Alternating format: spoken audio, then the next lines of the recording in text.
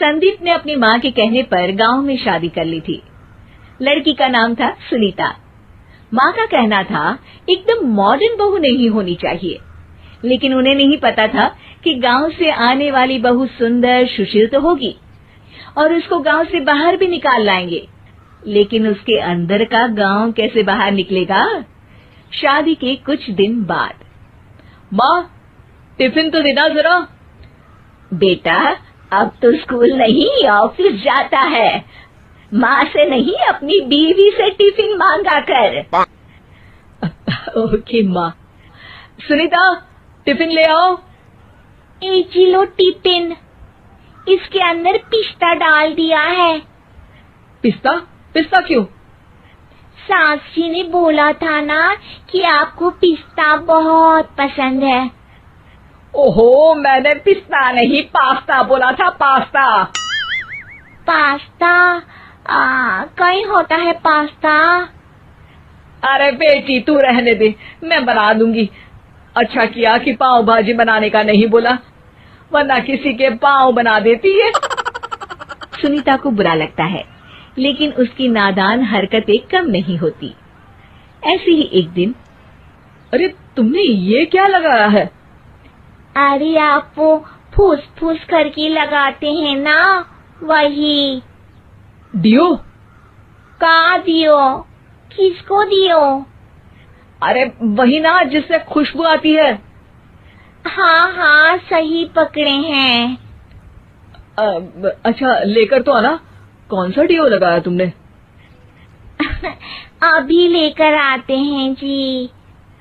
संदीप की बात मानकर सुनीता अंदर से खुशबू वाला फुसफुस लेकर आती है। ओएमजी! ओएमजी मतलब ओ माय गणेश ना। अरे ओएमजी छोड़ो, और ये खुशबू वाला फुसफुस की बात कर रही थी तुम? हाँ इसी की, फिर से सही पकड़े हैं। अरे देवी, लेकिन आप सही नहीं पकड़े हैं, ये डियो नहीं है।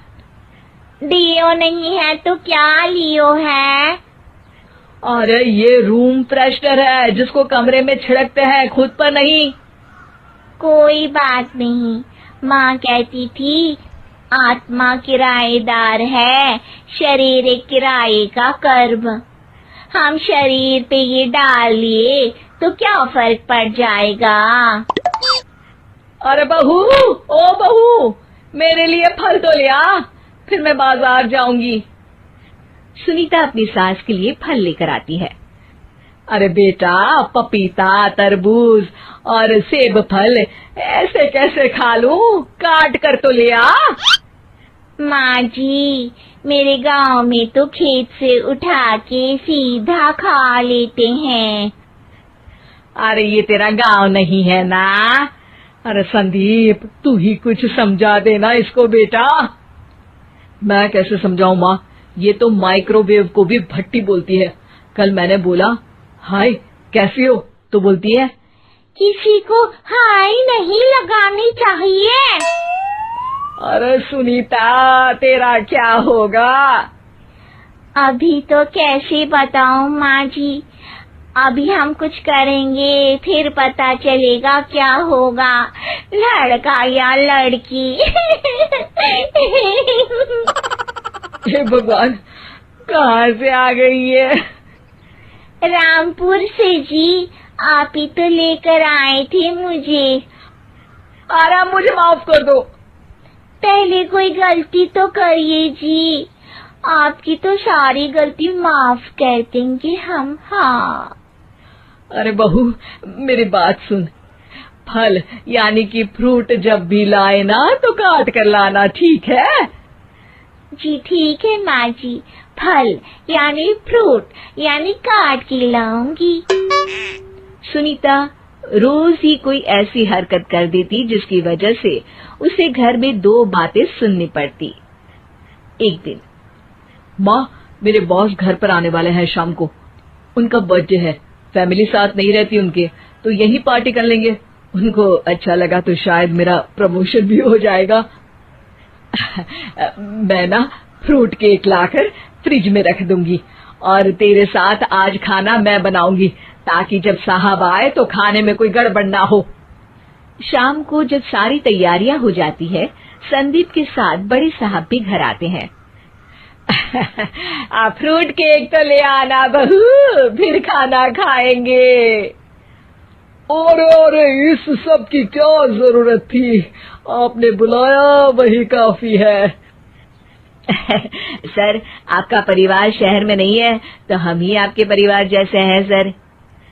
इतने में ही सुनीता फ्रूट केक लेकर आती है और बड़े साहब की टेबल पर रख देती है, और जैसे ही केक के ऊपर का बॉक्स हटाती है, ओह, ये क्या है? केक तो कटा हुआ है, मैं तो ऐसा नहीं लाई थी। आप मुझे शाबाशी दे सकती है माँ जी, मैंने ही केक काट दिया। आपने कहा था ना, फल यानी फ्रूट यानी हमेशा काट के लाना, तो फ्रूट केक भी तो फ्रूट ही है ना, तो मैंने पहले ही काट लिया। हूँ ना मैं समझदार। अरे बहू, ये क्या किया? केक हमेशा वही काटता है जिसका जन्मदिन होता है। तुझे एक बात भी समझ नहीं आती, एक नंबर की बेवकूफ है। पूरा माहौल बिगड़ चुका था। संदीप को लगने लगा था कि साहब उसे प्रमोशन तो दूर की बात है, कहीं डिमोशन ना दे दे, लेकिन साहब बीच में ही बोल पड़ते हैं। अरे कोई बात नहीं, ये इनकी बेवकूफी नहीं है, इनका भोलापन है। बेटा आप कहाँ से हो? रामपुर गांव से। अरे वाह, गांव से?